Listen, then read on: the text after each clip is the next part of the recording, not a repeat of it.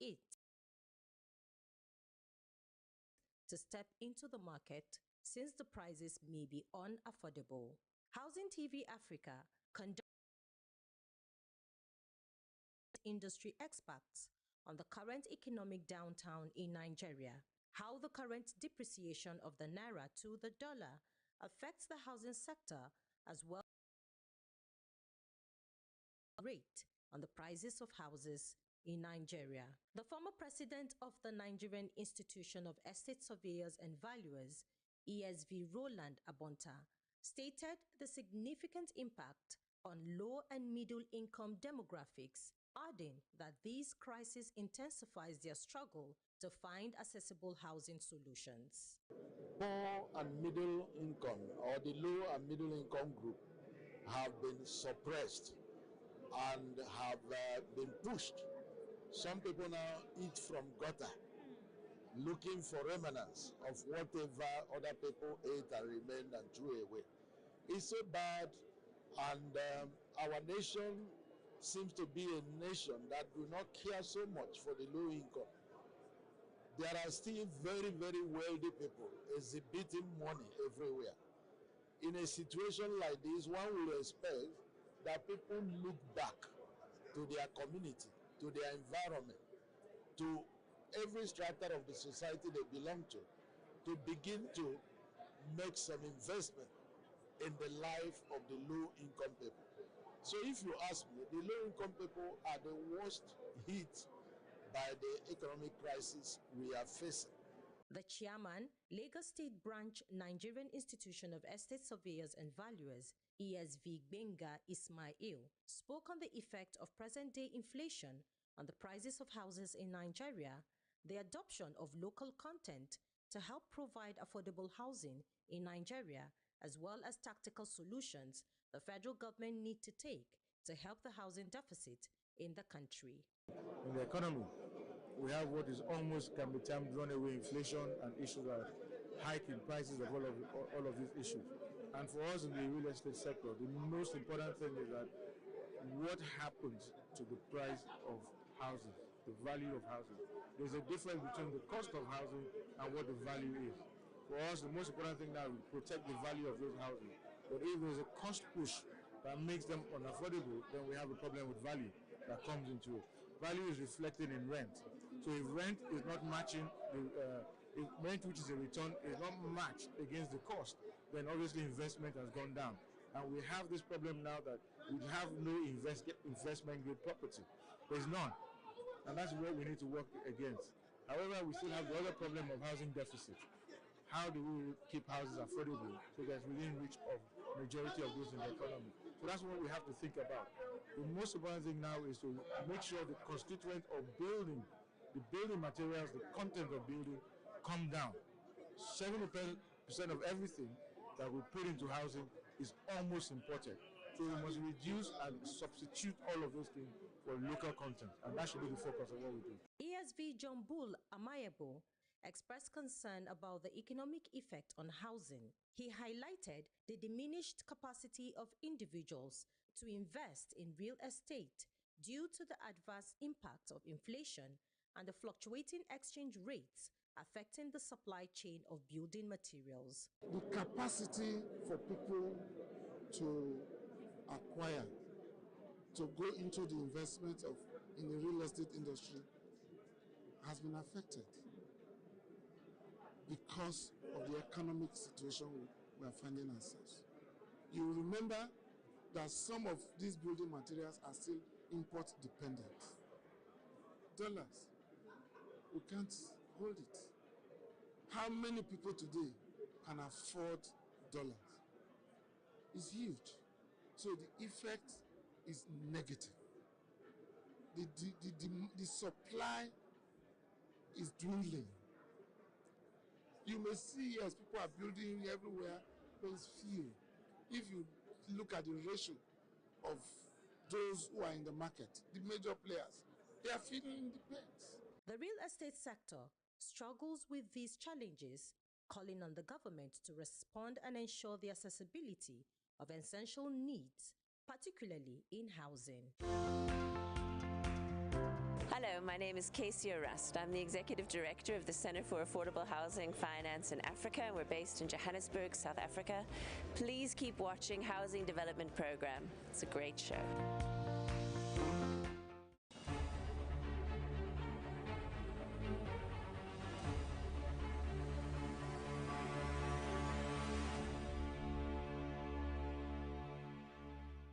Real estate industry expert there. Rising inflation leads to increased construction costs, including labor, materials, and machinery, which in turn drives up property values.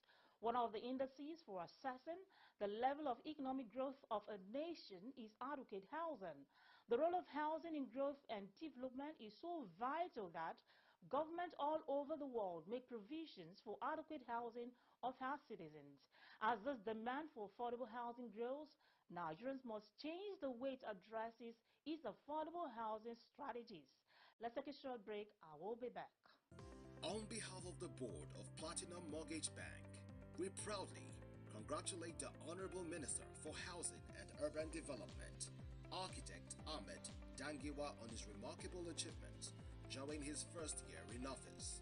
The bank, led by Dr. Emmanuel Mbaka, recognizes the significant strides made by the minister in addressing the nation's housing challenges. Platinum Mortgage Bank stands proudly with the Honorable Minister, acknowledging his vision and hard work. The bank wishes him even greater achievements in the years to come as he continues to shape the future of Nigeria's housing industry.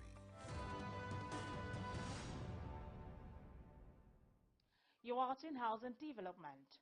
Like other sectors of the economy, real estate operators are complaining over increased running costs, spanning logistics, labor, and building materials, among others. Let's take a listen to these architects as they further explain the situation.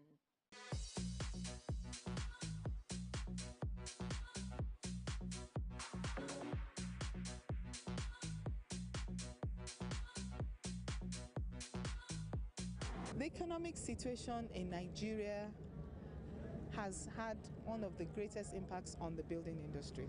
I'm sure you can even see very few manufacturers are barely surviving. Building costs have skyrocketed. Many projects have been abandoned or on hold, and this is of great concern to us as architects and professionals in the built environment. But we are hoping that with the stabilization of the economy, as the President Tinubu has promised, things will begin to look better. The current economic situation in Nigeria is it's really at a state of, it's in a precarious state right now. Inflation rate is very high, cost of fuel and energy is high.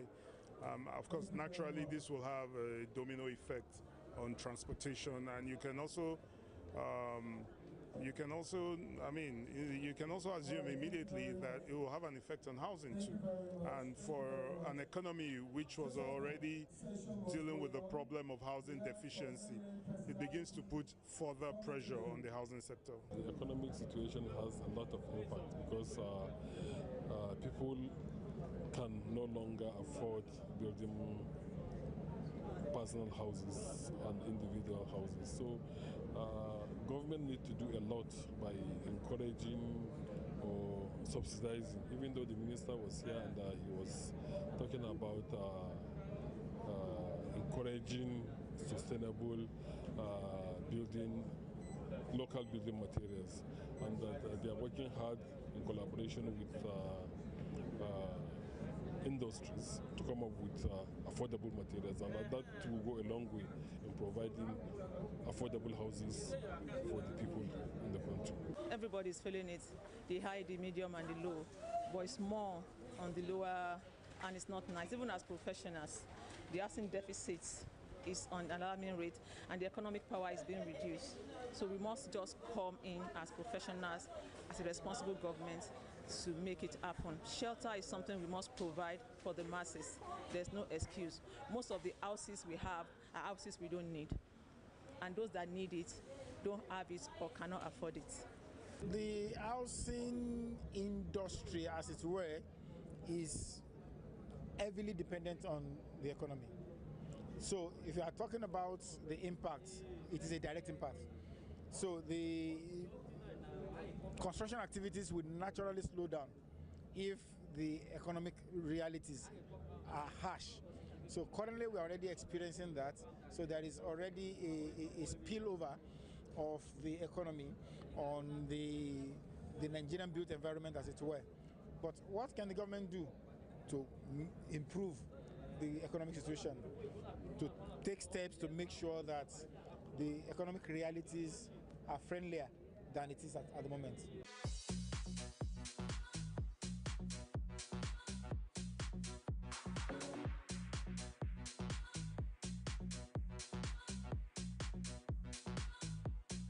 With the current situation of the economy, housing developers and contractors say they are finding it difficult to deliver affordable housing for over 75% of Nigerians who lack access to desired accommodation. There has also been a spillover effect on the prices of houses, especially newly constructed buildings, as well as delayed delivery of projects. This is Housing Development. Keep watching. We don't have road. And you see, at times, if it is raining, you will see a lot of people will go by the roadside. There will be throw dirt on the main road. We also doesn't have toilet. You see a toilet, you will still up to 30 tenants. They are using one. You can't leave your door open, go and buy something. Before you will know, Babambola will enter. By the time you will take them to police station, 1 hour is too much. The police people will release them. In fact, we don't know what is happening. This is the situation with many citizens in not just Nigeria. Are we ready for this conversation? What is the plight of an average Nigerian citizen in regards to housing? Housing is a fundamental human right, and these issues must be addressed.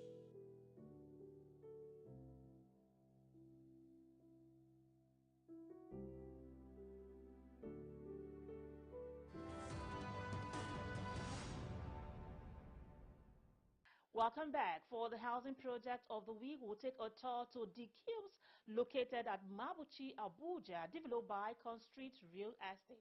Nigeria's capital city skyline is set for a revolutionary transformation with the introduction of Constrix Cubes, Mabuchi, an architectural marvel that promises to redefine luxury living that is affordable in Abuja. No wonder it is named Housing TV Africa's Housing Project of the Week. The Housing TV Africa team, led by its Chief Executive Officer, Festus Adebayo, was welcomed by the President and Executive Director of Marketing at Constrix, Ibrahim Lawal Dan Musa, as they took a tour of the site in the prestigious Mabuchi district. Constrix Cubes Mabuchi is the first of its kind in Abuja, offering a unique blend of modern engineering and exquisite design. The estate comprises 20 blocks of 8-story multi-level buildings, each featuring a variety of housing options to cater for diverse preferences. First of all, the name of the estate is Cubes Estate Mabuchi, Constrix Cubes Mabuchi. It houses different housing types. We have the terraces, we have semi-detached, and then the most prominent ones, the one you're looking at right now, they are the condominiums. We have 2-bedroom condos, 3-bedroom condos, 4-bedroom condos. And as you can see, they're all high-rising, and this is like the first of its kind in Abuja. We have different house types, and there are many. We have like 332 units of houses of different house types in this place. Prospective homeowners can choose from 2-bedroom, 3-bedroom, and 4-bedroom condominiums, as well as terraces and semi-detached houses. Right now we are at Constrix Cubes, and one of the most interesting things about the house types on its own is it's less congested. So we've made it very easy, where you have just 2 people, 2 houses on each floor, which gives you enough room to have space for yourself. Amongst the facilities we have here would be the personal transformer to provide steady power supply. So we're looking at 24 hours light, where we're going to transition from the normal electricity into the generator. The strategic location of Constrix Cubes, Mabushi, offers residents the unique opportunity to live in the heart of Abuja, close to major offices and amenities. The Constrix Cubes, Mabushi project is slated for completion by December 2025, with ongoing opportunities for investors and individual buyers to secure a piece of this groundbreaking estate. Potential buyers can visit the Constrix website www.constrix.com.ng or contact their office directly at +234 913 600 0267 and +234 913 600 0268. As Housing TV Africa names the Cubes Estate Housing Project of the Week, it is encouraging more real estate developers and construction companies to ensure integrity and deliver quality projects and products for all Nigerians. Hi, I'm Bob Weinsheng, CEO of iBuild Global. Keep watching the Housing Development Program.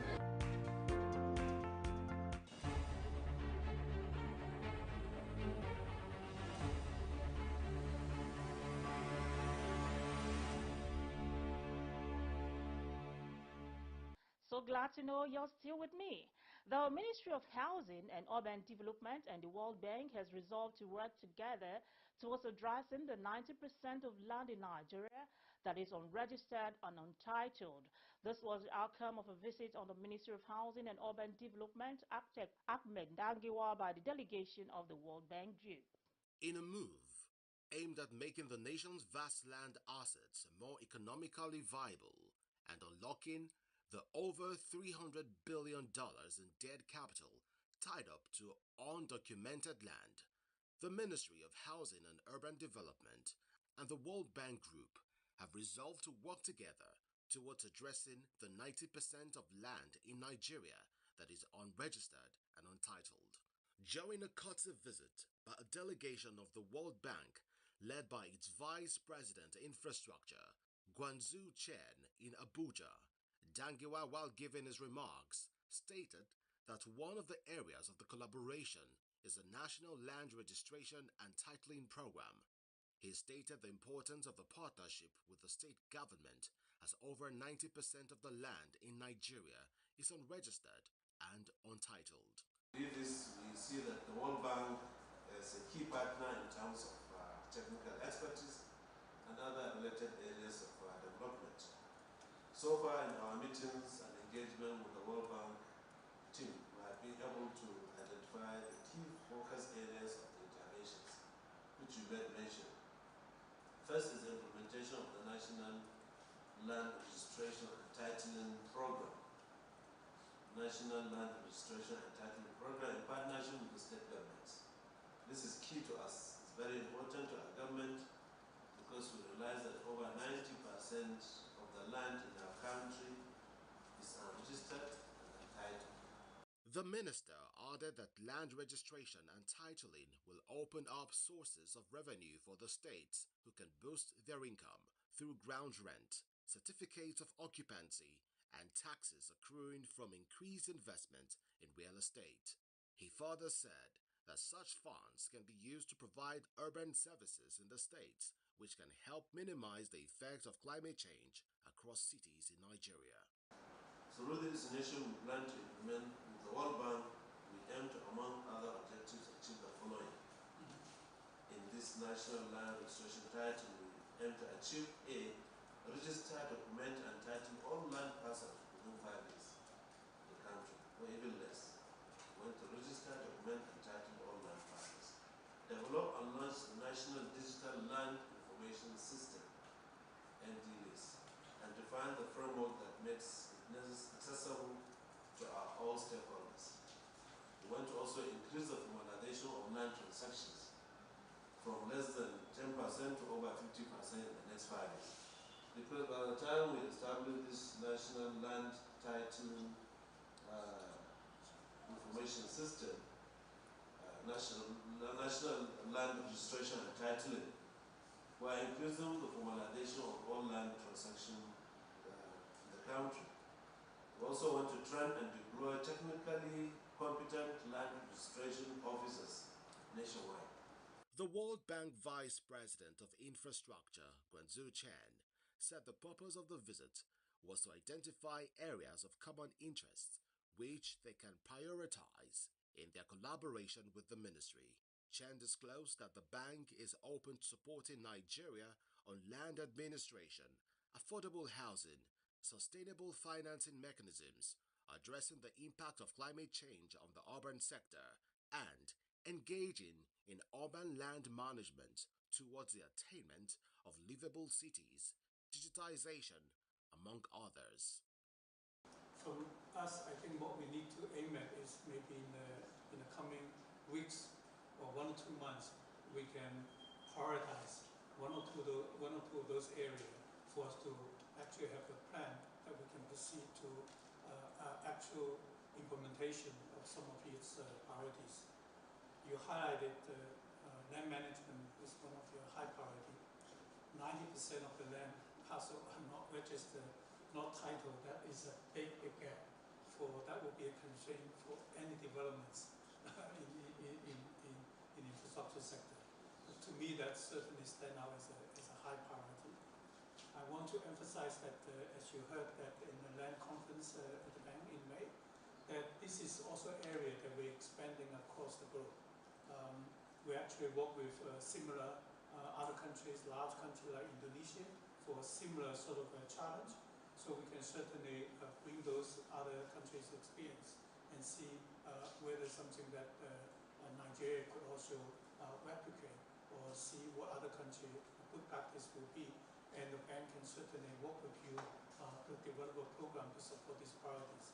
Because this is all boils down to one is use technologies that we can live for.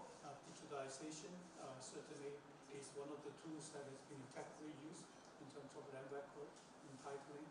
In his closing remarks, the Permanent Secretary of the Ministry, Dr. Marcus Ogumbi, solicited for support from the World Bank in the area of capacity building in needed areas. Hi, I'm Bob Weinsheng, CEO of iBuild Global. Keep watching the Housing Development Program.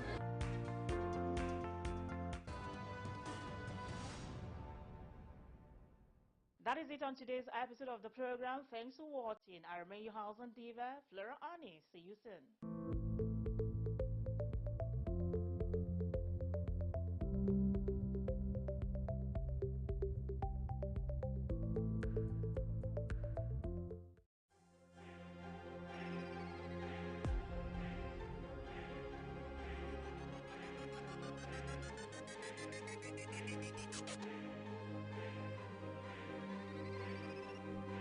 Housing TV Africa, your first